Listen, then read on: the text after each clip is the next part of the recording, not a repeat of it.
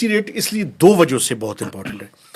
ایک تو آپ کو پتہ ہے کہ سب سے بڑی جو اس ریڈکشن کی بینیفیشری ہے وہ حکومت پاکستان خود ہے. کیوں؟ ہمارے جتنا ایکسپینڈیچرز ہے اس ایکسپینڈیچر میں سب سے بڑا ایکسپینڈیچر کون سا ہے؟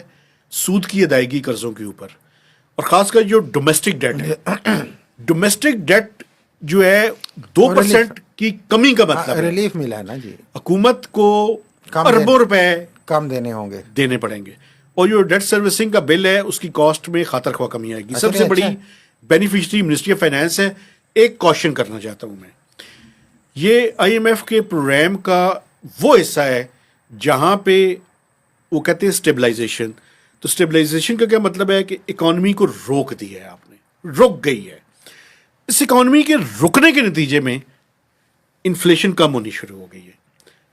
اب یہ وہ سٹیج ہے جہاں پہ پاکستان کی حکومتیں اکانومی کو کک سٹارٹ کرنے کے لیے مختلف ڈول آؤٹس ہاں وہی تھوڑا سا پہیا تھا کہ چلے، یہ میں کہہ رہا تھا. حکومت کیا کر رہی ہے؟ کل ایک پریس ریلیز جاری ہوئی، اچھا جی، 432 ارب روپے کے پروجیکٹس اپروو کیے سی ڈی ڈبلیو پی میں.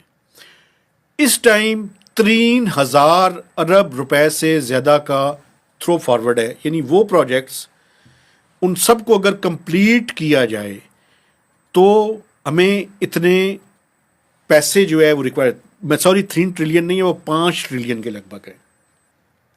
4 سے 5 ٹریلین کے پروجیکٹس اس کے اندر ہیں. مزید پروجیکٹس اپروو کیے جا رہے ہیں.